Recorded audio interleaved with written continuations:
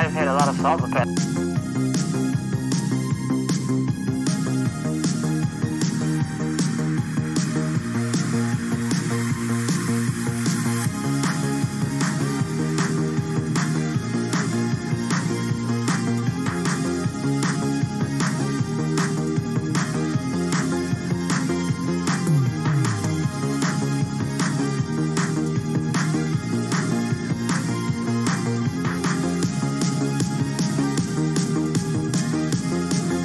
Welcome everyone, it is Monday night. That's right, back on Monday night. You know what that means, Just a Bit Outside radio show, live on the air, on Facebook, on YouTube. Share that link, share the love.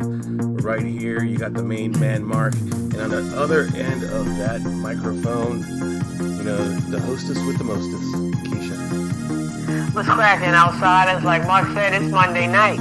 Football season is right around the corner, so we figured that we better get back onto our Monday bullshit. What's poppin', man? This is kind of like a chill kind of Monday. We do have baseball going on, but you know, when we were talking last week, I was fully expecting the game to be played tonight, completely forgetting that we're in this new format right now, which I find so, I'm still very fascinated with all of it.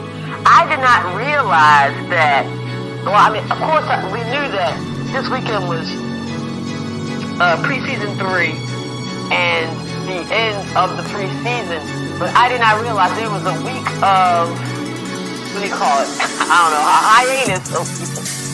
A bye week, a preseason bye. Yeah, I don't know what they call it.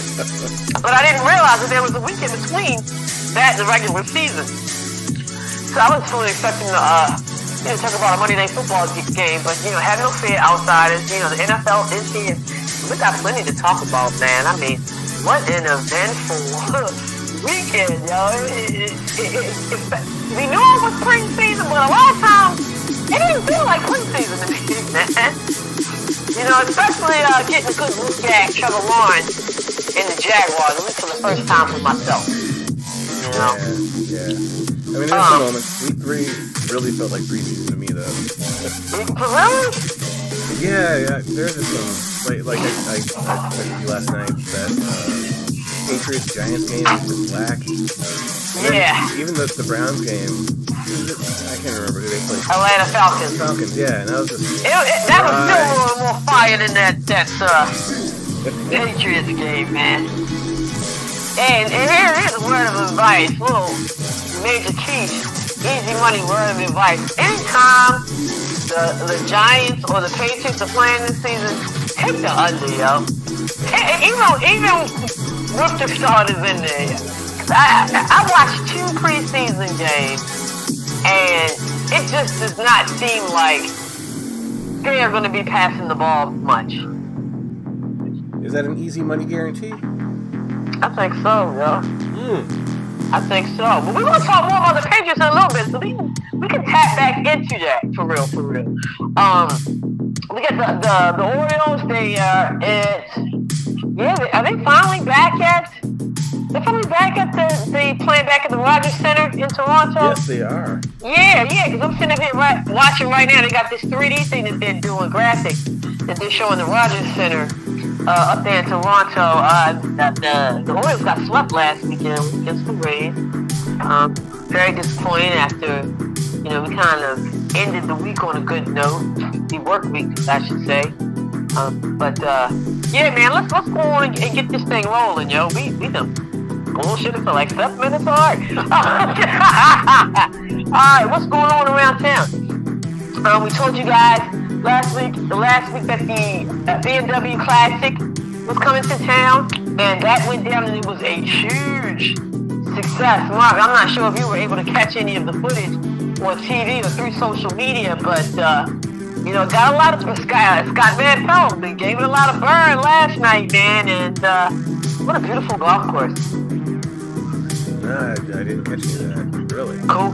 No worries. But this might be a little more up your alley. And you know I don't like this particular side. But I also found it very interesting. Right in the heart of the 410, down there on Marketplace by Power Plant. They had the Maryland Mac and Cheese Festival, yo. Saturday and Sunday. You know, I'm not a big mac and cheese fan, but I know that you are.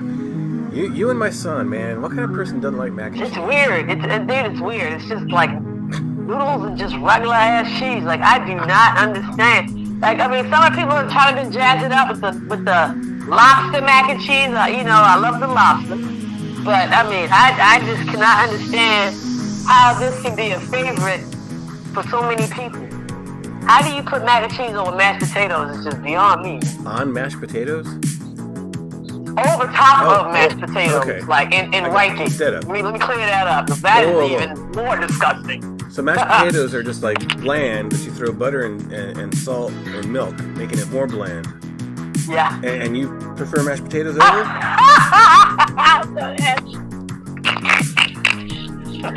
Oh man, oh shit. Alright, well, hey, outside, let me know, man. Shout out on the feed. Alright, you know what I'm saying? A mac and cheese, but now let me know, man.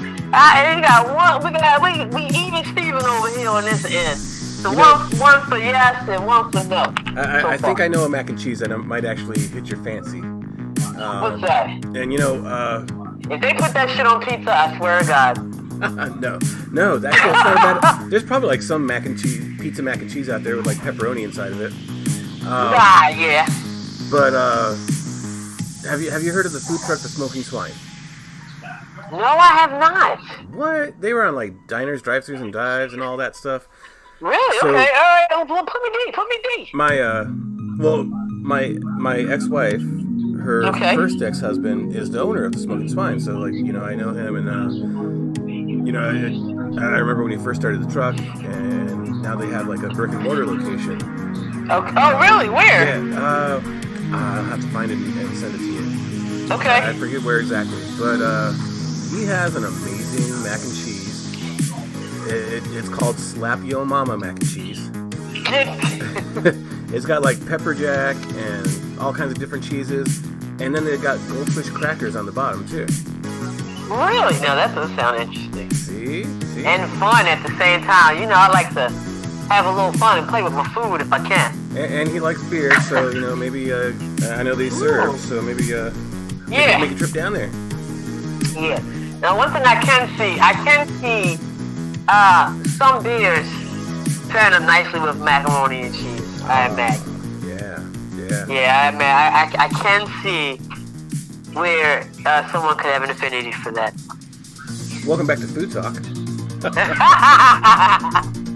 Right, yeah, I got a slice of the week in a minute, man. I haven't really been able to eat my pizza like that, but hopefully in 2 or 3 weeks I'll be able to get back on my jam. But in the meantime, we'll talk everything food other than pizza. We got you know, the usual suspects in the chat. And, what they saying? Harry's got a good question. Well, he has a question for me, or for us. Are we going to do a Jabo Fantasy Football League this year, or at least the game picks? Okay. Mark, I'm going to let you go ahead and take care of this, because Mark is our Director of Fantasy Sports here at Jabo. Well, I am going to do a Pick'em League. That's what we usually do every year, the Pick'em League, so I have to finish setting that up. So we're definitely going to do that. I'll drop the link by the end of the week. I'll forget in like Thursday morning. I'll remember or something. But we do have a text. Yeah, you got that ready yet? Yeah. We got to make sure Angela gets in, because she always has a good pick. Yeah, no doubt. But you know, there is some fantasy football movement. You know, I didn't create the league. It's not our league per se, but we're both in the same league. Yes. You want to talk about that right now, or? It's up to you. Yeah, might as well, because we're talking about fantasy. Well, actually, you know what? I kind of want to, we're going to table that fantasy football conversation so a little bit more, because I kind of wanted to segue into that one. Good, because I couldn't find a picture. Okay, great. So what we are going to do right now is, we're going to keep it fully 4-1-0. The Ravens, we're on the road this past weekend, Saturday. It was an early game, 6 p.m. Went down to FedEx Field to play the Washington Redskins. Team Washington. They went down to play Team Washington, man. Kind of a lot on the line in regards to preseason history. This would have been the record breaker, right? Because I think they tied it last week, right? Yes, exactly. Yeah, record breaker week. So a lot. If you're really into football, and I always say nobody likes to lose. I like to think that everybody wants to win and gives their all every time they go out on the field, whether it be preseason, spring training, or what. But a little something on the line, a little something extra fun for the fans and whatnot. So they went on down there. It was business as usual for the Ravens. Whooped up on Team Washington to the tune of 37-3. But I think the big news from the game isn't necessarily that they got this new historic 20-win preseason consecutive 20-win consecutive games in the preseason. That wasn't the big news, right? No, ma'am. So go ahead, drop the bomb. Drop the bomb. Hey, wait a minute, hold up, man, Mark. When did you come to the area, to the 410? When? Yeah. 2008, same year as Harbaugh and Flacco and Ray Rice. Okay, all right. Well, let me just tell this little story real fast. Because when I said drop the bomb, it made me think of something. It made me think of when we first got the Rays from Cleveland. And there was this whole thing to do. When I say a whole to do, like 92 Cubans involved, it was a contest to name the Ravens. And El Boogie cracking up already. To name the Ravens, the mascot, song. Just basically all the branding. They gave the people a chance to do this. And I'm kind of surprised, now that I'm thinking about it, that Washington didn't kind of follow suit with that. I haven't heard anything like that. But there was there was a prize contest, whatever. And one of the names that kind of made it to like the finals kind of round of selection was the Baltimore Bombers. Now, back then, thinking in hindsight, like, Christ almighty, I'm so glad we were not called the Baltimore Bombers because so much, shit has gone down that, it probably wouldn't have been a good look. I mean, that's just as bad as the Bullets, you know what I mean? Oh, for sure, but, yeah, no doubt. But, yeah, so it was the Baltimore Bombers, right? So I remember the week that we were all supposed to be voting on these different names and whatnot, they were playing this song, and I'm going to do the best that I can with this. But the song that they were playing was, you got to remember this joint from back in the day. It was like, you dropped the bomb on me, baby. You dropped the bomb on me, and you're turning me out. It was like this old school ass shit that our parents used to listen to. And in the background, it'd be like, have you ever heard that song? Of course. Oh, okay, so that was going to be like the theme song, man. And that was like something that... Wait. I'm not sure if I know that song. Can you sing some more of it? You got the bomb on me, baby. You got the bomb on me, and you're turning me out. Is that what he said? Yeah, because you're turning me out. Gap Band. Hey, my man John Champion, yo. Gap Band. There you go, yo. I knew somebody was going to know that jam, yo. But, yeah, me saying drop the bomb, yo, that just took me all the way back to, like, 95 before we got the team and whatnot. So, anyway, I'm sorry, y'all. I just went on this whole fucking tangent.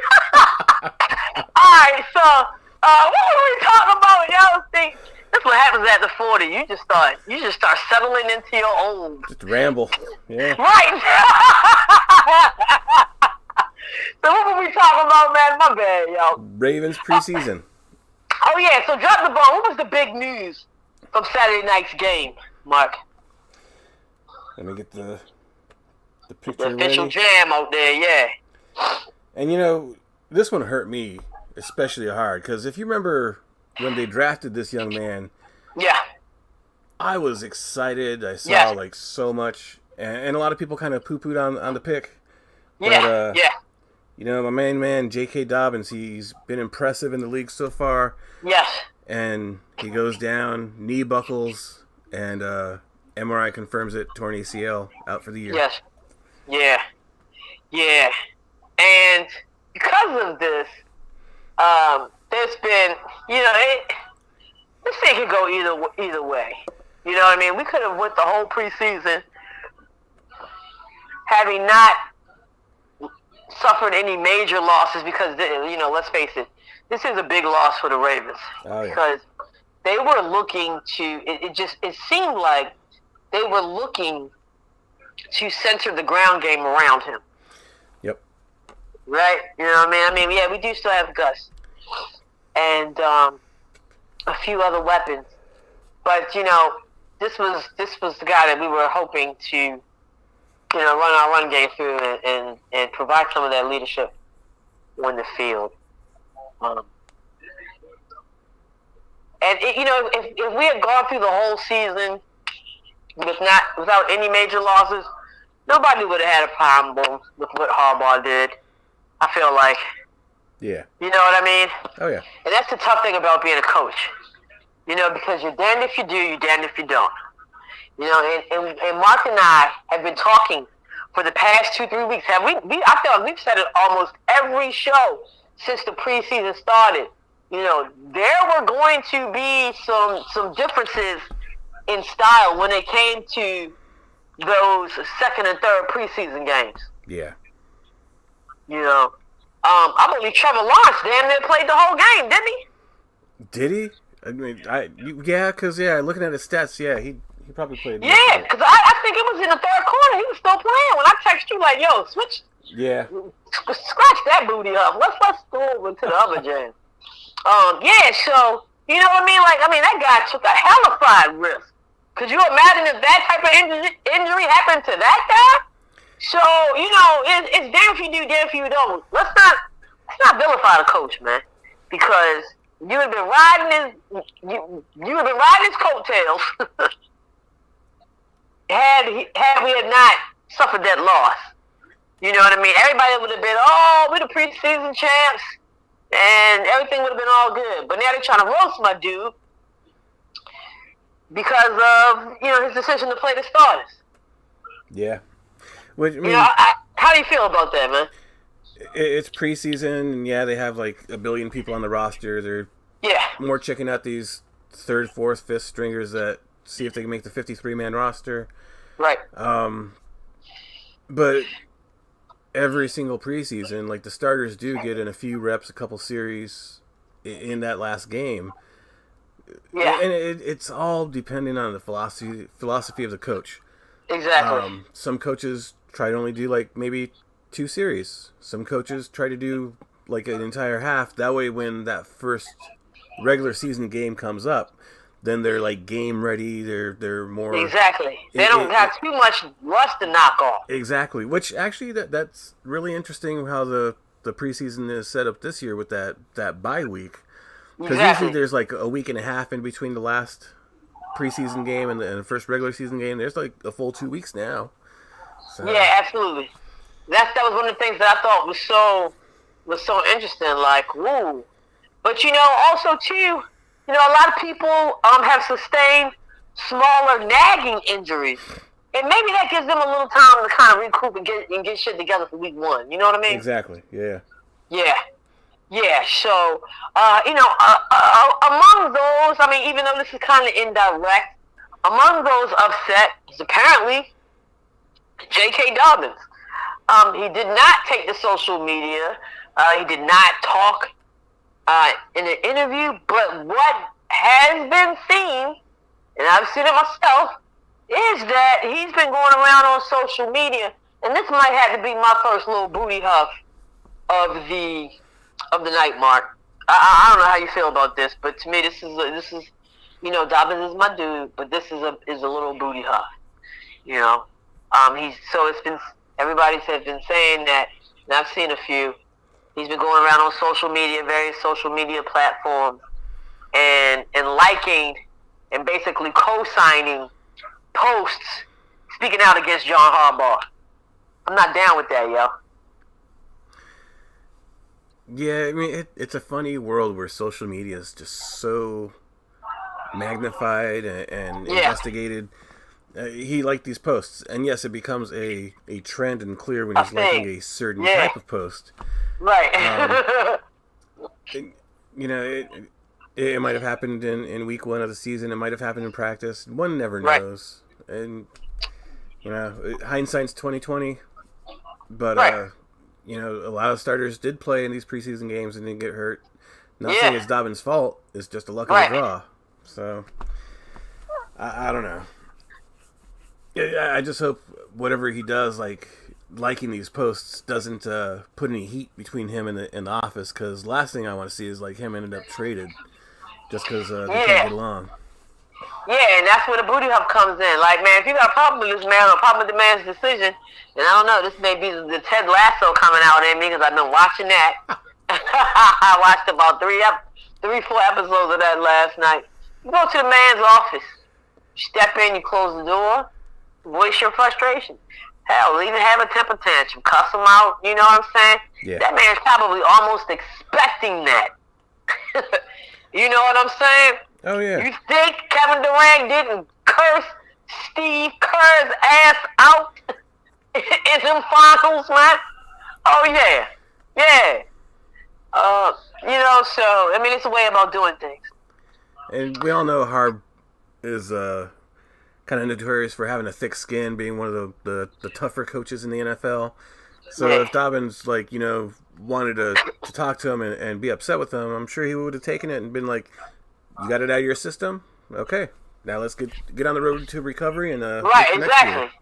Yeah. Exactly. Yeah. And I feel like that's what he really needs, man, because judging from the body language, the attitude, and then the follow-up behavior, they got some shit they need to iron out, dog. Yeah. Yeah. Yeah, yeah. We got some comments on the feed. My man, Professor Huey Freeman, what's up, yo? I feel bad for Dobbins, but Edwards and Williams can carry the load. I totally agree with you on that one. I wonder if we keep Justice Hill. Yo, Dobbins is done for the season. I believe we most definitely should be keeping Justice Hill because, we all know the future is not certain. What if Edwards goes down? And we are kind of used to dealing with a type of 2-3-headed monster model. Have we not? Oh yeah. Yeah. And that's kind of what they were expecting this year with Dobbins getting the bulk of the load, but still getting it spread out amongst everyone. Absolutely. Now, Absolutely. Some insiders have been saying that the Ravens have kept an open line to Todd Gurley, and what do you think about bringing him in? I'm not for it, yo. I would rather go with the more durable. Yep. Because Gurley's had some injuries, and especially nowadays, it seems like it's harder to finish the season more than ever. Judging up for the past two. You know what I mean? So yeah. I would not be a huge fan of that. When we first started talking about it, what was that, like 3 or 4 weeks ago? Kind of was like, I switched it around in my mouth a little bit. But, ultimately what I'm coming down on is, I do not think that's an avenue that we should explore. Maybe if, our guys get a little too banged up and, someone goes out like 3 weeks or something like that, bring him in. Yeah. But, I mean, we've got 3 excellent running backs as it is. Keep Justice Hill and, put him out there on the field. Yeah, absolutely. Absolutely. I'd rather cut Justice Hill and get a younger running back that gets cut. That's a thought. And they might very well do that too. But there's a lot of time. We'll see what happens. Mark, do you know when the final cuts will be made? Tomorrow by 4 p.m. That's what I thought. Yeah, so you have a whole week to scoop some shit up, to look at some shit, talk to people, talk to agents. So we'll see. What I do think is, starting 5 p.m., we're going to start hearing a whole lot of shit. I do think that. Because I think that there's a lot of bubble players that some other people might be interested in. Maybe, yeah. Yeah. So let's go. Let's keep it moving. We talked about the Ravens. Talked about Harbaugh, Dobbins. We talked about the Ravens going 20 straight wins in regards to preseason games. 4-0 again this year. Now, I got to ask you, Mark, and I want to ask my outsiders as well, because there's a lot of hype. There were some undefeated teams, and there were some winless teams as well this preseason, man. I got to ask you, does going winless or going undefeated in the preseason, does that matter? And before you answer, Mark, before you answer outsiders, feel free to comment on the feed with this as well. It's I think it's for the fans. I think people like looking at these numbers and celebrating it. But I'm trying to think of some saying or something like that makes it clear. At the end of the day, it's still preseason. You're not winning a Super Bowl. So, they could go out there and lose 70-0, and I wouldn't care, just as long as at the regular season, they get the job done, get deep in the playoffs. Yeah. I tell you one thing, the preseason has shown me, if not anything, and then this is going to be the second booty huff of the night, Mark, that the NFC is pure D booty huff, and is in no way, shape, or form in comparison. I don't even care that y'all got the Super Bowl champions. In comparison to that of the AFC, yo. I'm going to go ahead and say that, dog. Let me just tell you how many winless teams that we had in the NFC. Let's do this here, man. 1, 2, 3, 4, 5, 6, 7, 8. 8, I think out of what? The hell, 16. 50%, yo. Guess how many went winless in the AFC, dog? 3. 0. 0, really? 0, right. 0. So, yo, NFC, y'all better straighten that shit out, man. If that's any indication of how the season is going to go, which it ain't, but I'm going to just say it anyway. Straight up booty huff, yo. Booty huff. 50% of the league could not win a game in the preseason, man. In the conference, the conference. Straight booty huff. But if we were just saying preseason doesn't matter, do those winless teams matter? Yeah. Well, let me just. Okay, now we gotta delve deeper into this shit. We did this. We're gonna dive a little deeper, dog. Okay. So in the NFC East, I'm gonna tell you who went winless. Philadelphia Eagles, past 2 seasons, booty huff. New York Giants, past 2 seasons, booty huff. Dallas Cowboys, continuous booty huff. Okay? Detroit Lions. Okay, now we're in the NFC North. Detroit Lions, booty huff. Green Bay Packers, surprising. Minnesota Vikings, not so surprising. They borderline booty huff. Okay? Here we go. NFC South, Atlanta Falcons, booty huff. NFC West, LA Rams, booty huff, and are going to be booty huff if Matthew Stafford starts with that organization. So, I don't know, yo. We're going to have to ask again. Does it matter? I don't know. But there's a lot of proof in that pudding. Like I said, it matters to the fans. And going out there to all of the Dallas Cowboy fans, I just want to say, just because they went to the playoffs the last 2 times that they went winless in the preseason does not mean anything for this year. You can win the NFC least, and you're still going to get bounced in the first round. Oh, yeah. And they're still not winning the NFC least. I'm right, I was about to say, I still believe it's Philly's joint to lose, yo. Washington, come on. Oh, Mark. Sorry, Lauren. Sorry. Oh, my God. Sorry. Oh, shoot. She went in full judo stance, yo. Full judo stance over here in the corner. Settle down, Al Boogie. But yeah. So, all right, look, Mark, we've been rapping for over 30 minutes. Let's take a quick little break. When we come back, We're going to talk a little bit. We're going to talk some more football, because apparently Bill Belichick is indecisive as to what they need to do with the Patriots. So we here at Jabo is going to make the decision for him. Of course, we got the second half of the show. Big laughs on the way. Don't go anywhere. This is Mark and Keisha, just a bit outside.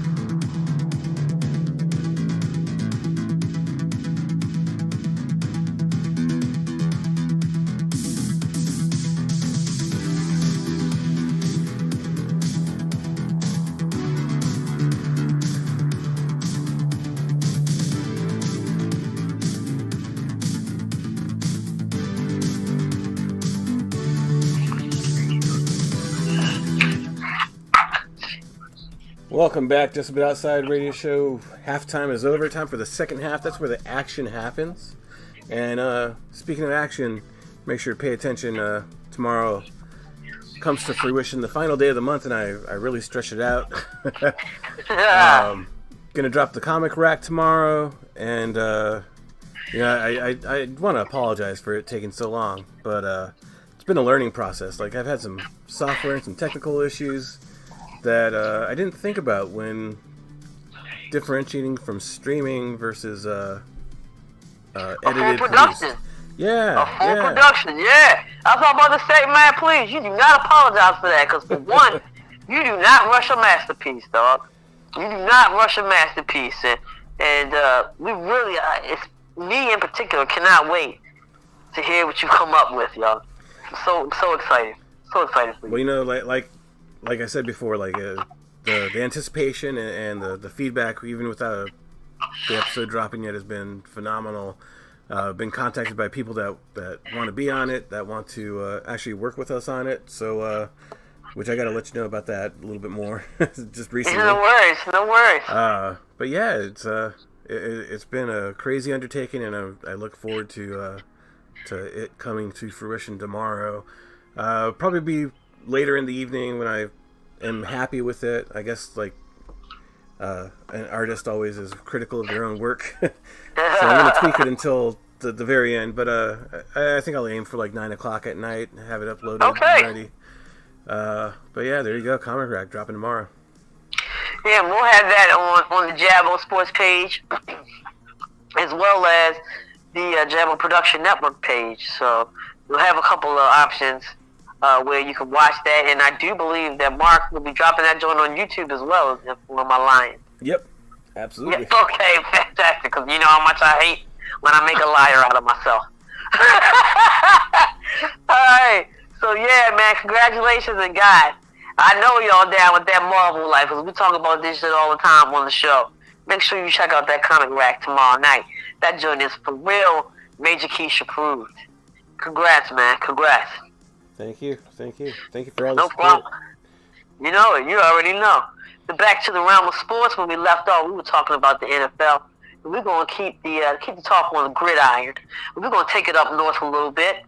Another big headline for today, with the completion of Week 3's preseason games, was for the Patriots. Bill Belichick. Apparently, Bill Belichick is still having a tough time naming an official starter for Week 1. And then we both know that Cam Newton is up there, and then we got the Golden Boy draftee guy, Mac Jones, right? Yeah.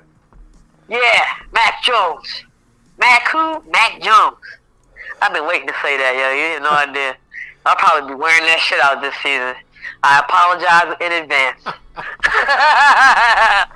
But, yeah, man, so Bill Chuck just saying that he is not ready to name a starter.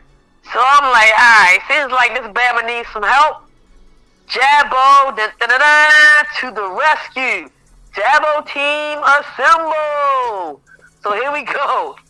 And please, outsiders, you know, we always like when you chime in on the feed. Mark, I gotta ask you, man, if you were Belichick, who you rolling with? Are you rolling with the uncut diamond? Maybe diamond in the rough? Possible diamond in the rough? Because it's not tried and true yet. Or are you going to go with...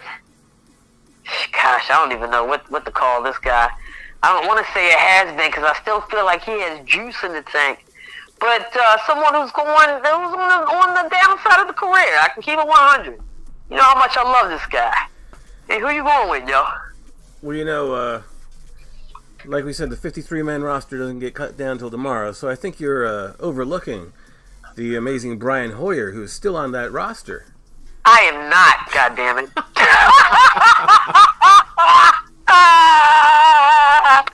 Because we all know Brian Hoyer will never be the one. And if he ever becomes the one, well, I'm gonna allow you to drag my ass all the way up and down social media. So go on, man.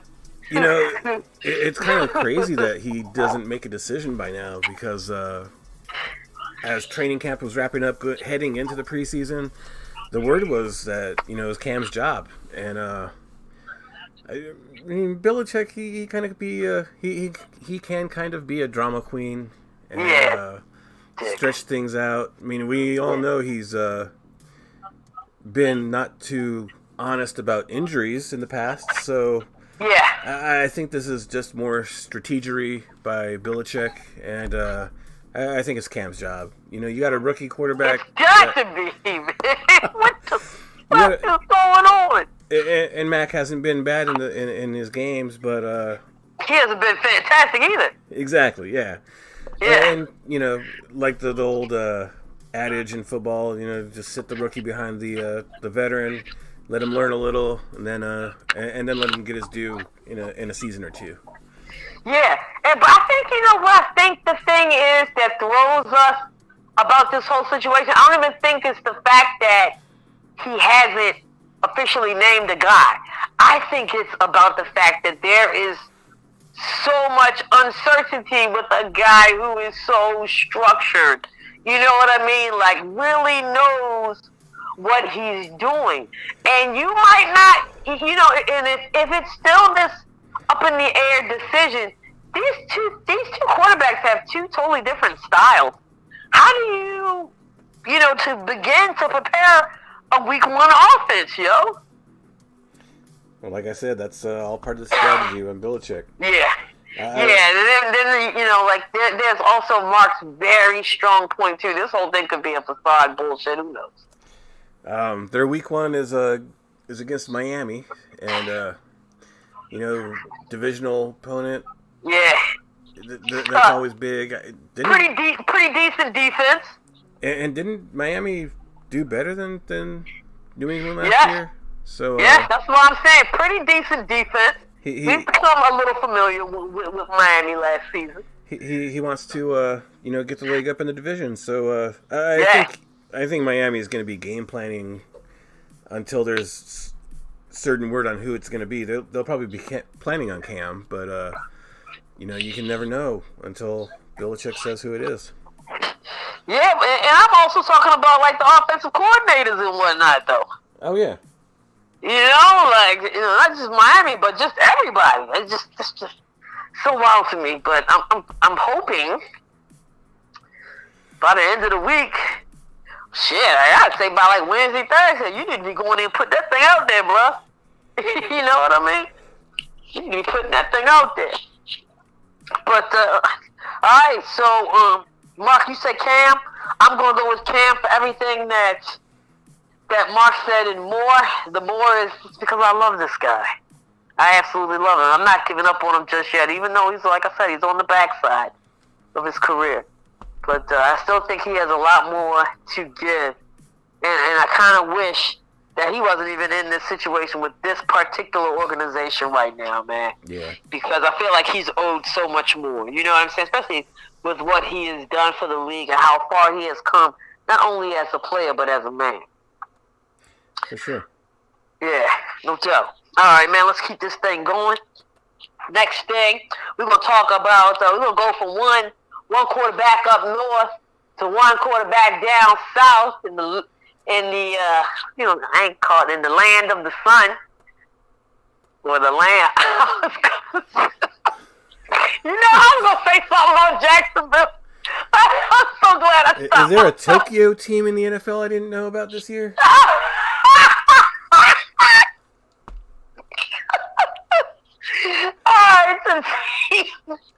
The team in Jacksonville, Mark, you know, we talked about this. We finally got a chance. Well, I finally got a chance to get a good look at the Jacksonville Jaguars and Trevor Lawrence as they took on the Dallas Cowboys. Mark, and let me ask you, did you get a chance to see any of that game? I don't think I caught this week's game, but I caught the week before. And okay, good. Okay, so we can still speak on this next particular topic. Yeah. I think I think the Khan family and the Jaguars organization made a pretty pointed statement as to their confidence in him when they traded Tyler Minshew. Gardner Minshew away. So you know, Lawrence is their man. They're riding with him, and you know, he's still gonna be a rookie. He's still gonna get used to the NFL game. I saw some pretty good passes yesterday, Mark. Oh yeah. He's got the fundamentals down. I think once he gets that experience in the NFL, he's gonna be a player. And I mean, we all know, yes, it was the lowly Dallas Cowboys, and they played absolutely zero defense. But I still saw some flashes of good. Like, you know, when this season is all said and done, Jackson's going to have a whole lot to be happy about. Now, let me ask you, is this going to be enough?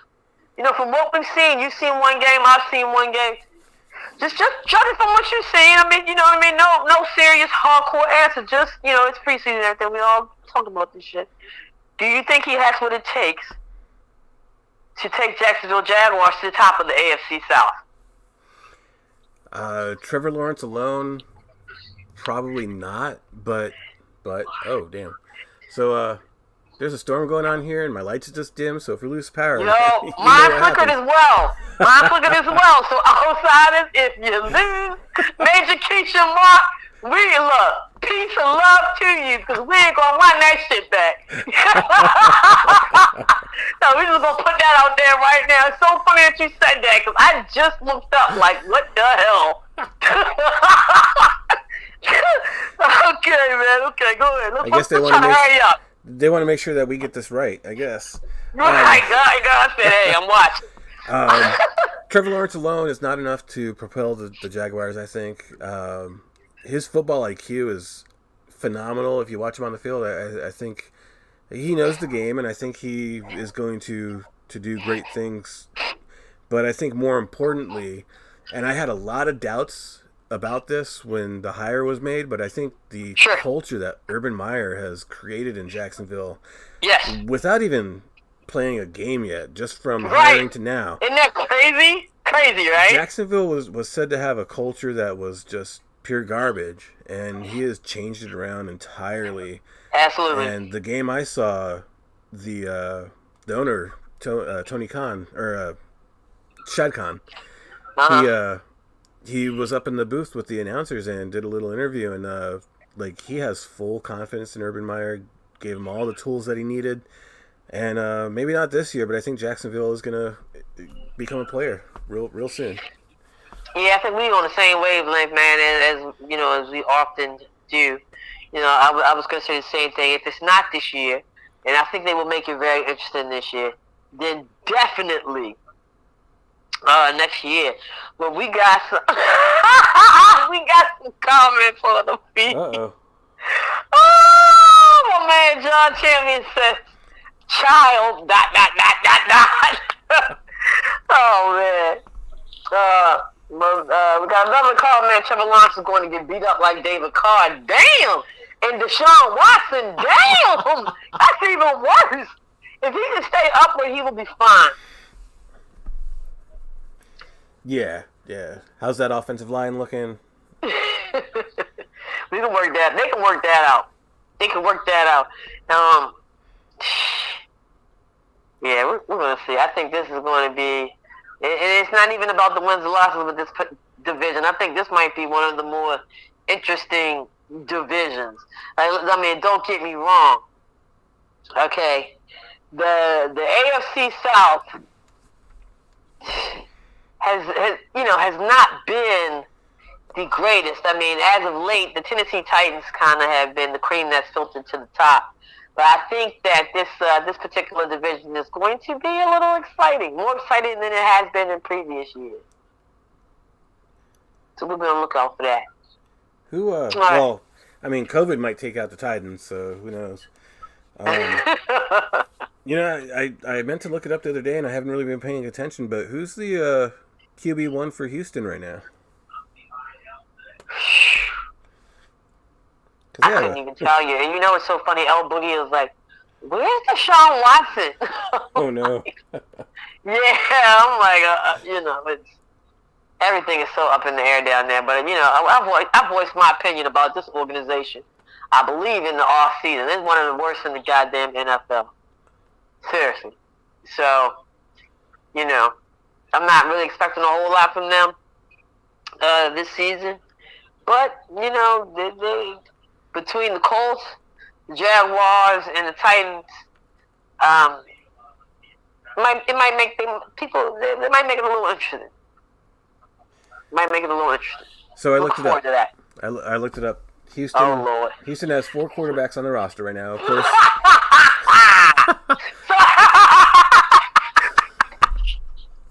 Of course, we know the whole situation with Watson, so he's on there, but he's not playing. So the other 3 are Jeff Driscoll. No, at least I've heard of Driscoll. The next guy, Davis Mills, I don't even know anything about. Oh, he's a rookie from Stanford, so But the fourth and final one, a lot of familiarity. Tyrod Taylor. Oh, man. That poor fucking guy can't catch a break. Jeez and crackers. I feel so bad for Tyrod. Oh, man. You just go from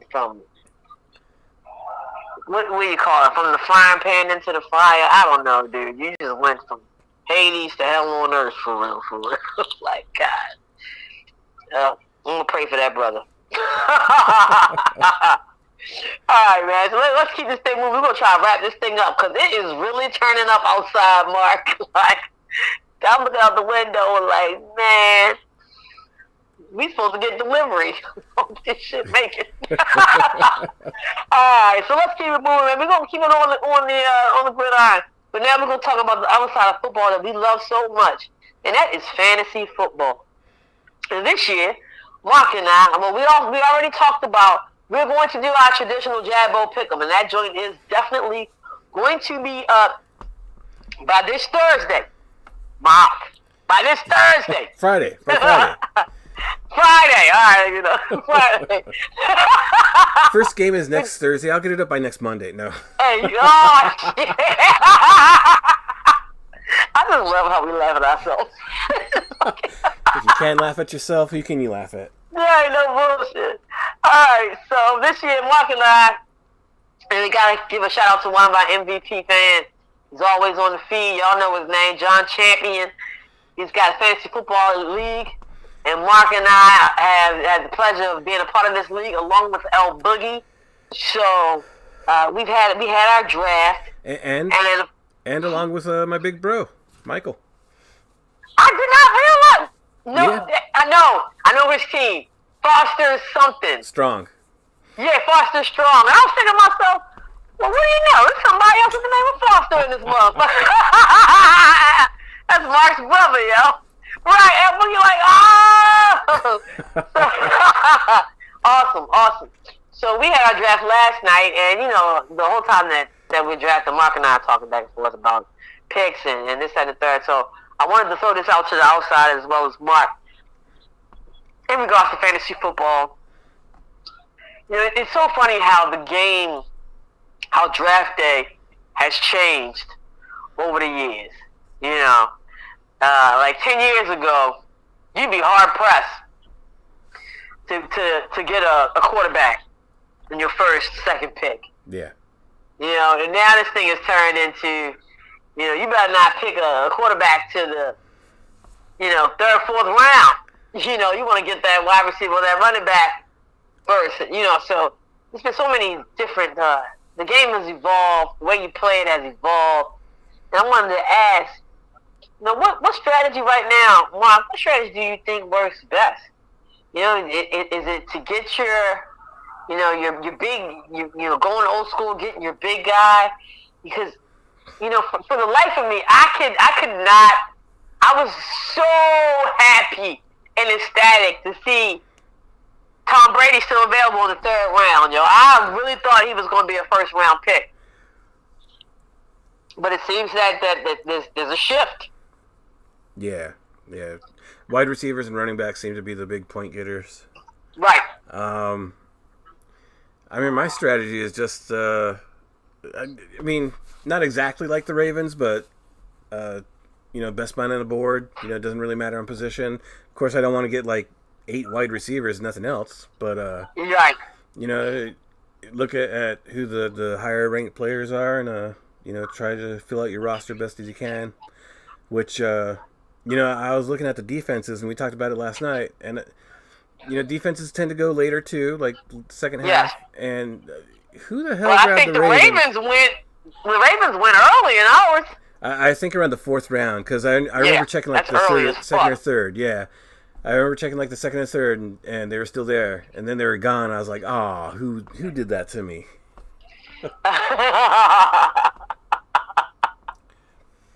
Me. So, yeah, man, I think I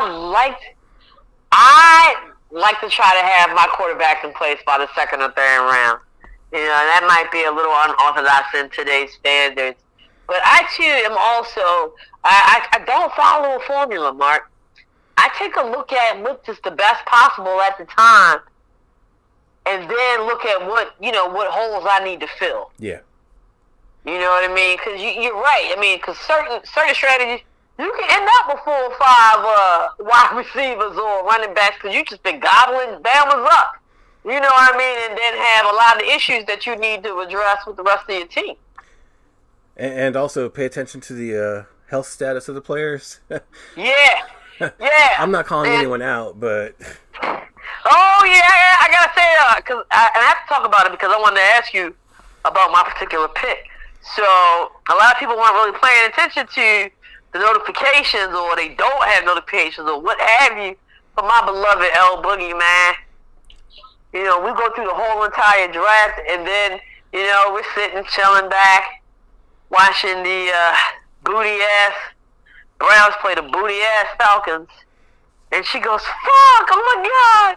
I'm like, what? We didn't even play a game yet. She's like, I drafted J.K. Dobbins. Oh my gosh. I'm telling you, I literally sounded like Darth Vader. I had to let out a long, whoa.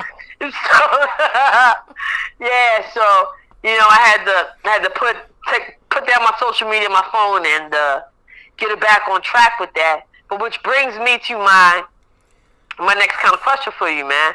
I mean, with the news of this, and you talking about, you got to hear about things. You got to be aware of what's going down the wire, what's coming down the pipe all the time. Yo, man, I picked up Gus Edwards, I think, in the 7th, 8th round. Okay. Or maybe it was like the 6th or the 7th round. I mean to ask you, what do you feel about that pick? I think... Be honest with me, yo. Be honest with me, because... It's a good pick, because I considered drafting him myself. Okay. Yeah. I mean, you always want to be cautious when you take the guys that are going to be out for a little while. Like, right. I needed a QB2, and I was looking at Tannehill, who has COVID, or out for COVID, and, I didn't want to take him too early, because, he's not going to play probably the first week. And he's my second. But right, because you got the LJA. I'm gonna say, man, I felt like we both drafted well at quarterback. And he was still there a couple rounds after I was like considering getting him, and I was like, I'm not gonna pull the trigger yet. Then someone picked him up, so I was like, okay, good luck for them. I hope he works out for them. But I did kind of try to stay away from guys that had that Q. I mean, definitely don't draft anyone with an O next to it because they're out. Yeah. But anyone questionable or injured, you gotta ask yourself if they're going to be worth it. Yeah. Agreed. And you know what, man? The funny thing about Tannehill is that, to me, that's a gamble like a mug. Because you already know that they run the offense through Henry. Yeah. But he was pretty good in Tennessee. He did. He's been looking all right. I still think that's a gamble, though. As far as fantasy points are concerned. But, yeah, man. So, different various strategies in regards to fantasy football, and that will always be evolving and changing, especially with the style of play and the way that the league has been changing, man. So, very interesting. Very interesting. Now, to the fantasy heads on the feed. Yep, go ahead. I was just about to hit that shit. Well, I got a question because you kind of tried to shame me a little bit last night, but I've always held. You asked for strategies. I said I didn't have a strategy, but there is a strategy I do usually employ, and that's I never carry more than one defense because that just takes up a roster spot. They have a bye week, and if they're trash, then yeah, absolutely release them and pick someone else up. But I only carry one defense. But you kind of got on me on that. So okay, so this is my thing about it, all right? Because once you get to a certain point in rounds, okay, you know that you are picking players who are sitting out there or not getting the reps that they really want, hoping for somebody to get injured. Yeah. You know what I'm saying? So to me, I'd rather have my defenses what I usually do is, and they probably going to, burn me up for this shit too, but this is what I do. I don't care. You know what I mean? I take 2 defenses. I take 2 kickers. And then after the bye week, I release them out to the wind. And usually, in the end of the season, toward, I would say, let's say about 8, 9 and on, is when Bama start getting hurt in those second and third string. So let me see what the hell is going on for a little while. Then I can pick somebody up, and I have those guys, those positions, those slots to free up. Okay. So I mean, like I said, it's two different strategies. You know what I mean? We essentially doing the same thing. It's just when are you adding these particular players? Yeah. But to me, I like to wait and see, man, because that's the inevitable. Because football is such a grueling sport and so taxing on the body.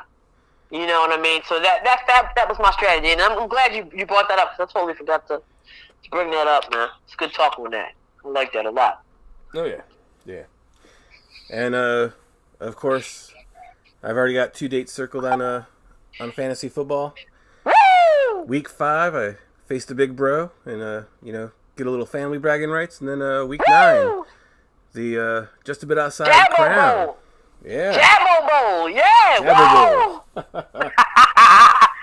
Yes. And y'all make sure y'all circle that too, man, because the very next show is going to be a whole lot of shit talking. Oh, man. Okay, all right, really quickly, because we kind of went way the hell over tonight. Let me just read one more comment in regards to fantasy football. Go for tight ends early, because that has the biggest difference between good and crap. I agree with you earlier about the difference. You can find decent QB, RB, WR, and there are only 8 decent tight ends.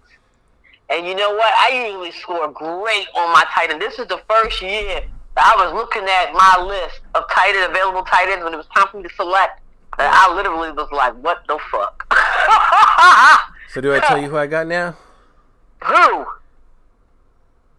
You don't want to know. Oh, man, you got a good one. George Kittle. Do you really? Good for you. I couldn't even tell you who the hell I drafted. I apologize to my brother because, he's a big 49ers fan. I was like, sorry for taking your man. Yeah, that's nice. That's sweet. If you can manage to beat him, with him, extra fun. Extra fun. That's the cherry on top, homie. Yeah, man. So, I think we're going to cut it right here, Mark. Yeah. Listen, guys. Thank you for joining tonight. You know how we end this show. Baltimore Spread love you. We're so grateful that you guys tuned in with us tonight. Continue to tune in with us every week, man. Again, y'all got to tune in tomorrow. My man Mark said he's going to be dropping it around 9. He sound like my man Yeezy out there, boy. He in competition with Yeezy this week. My man Mark, yo. Make sure you tune in. Or start checking them notifications. Start checking our pages for the comic rack that's going to be debuting tomorrow at 9 o'clock, man. I'm so I can't stop saying it, man. I'm just so proud of Mark and how far he's come, yo, man. It's just been such a pleasure to witness and be a part of. I said my Baltimore Spread love you. Oh yeah, yo, we still in the pandemic, man. Delta out there. Wash your hands, wash your ass. And when we come back next week, we spent a lot of time on the NFL. When we come back next week, man, I didn't even get a chance to mention that, yo, U.S. Open started today, and that joint opened up with fire. God damn, yo. First round. Sloan Stevens, Madison Keys, fire. So we'll have a lot to talk about as far as tennis is concerned. And we're going to get y'all all set for week 1 of the NFL. You guys have a great week. Again, thanks for tuning in. This is Keisha, along with Mark, just a bit outside. Y'all have a great week.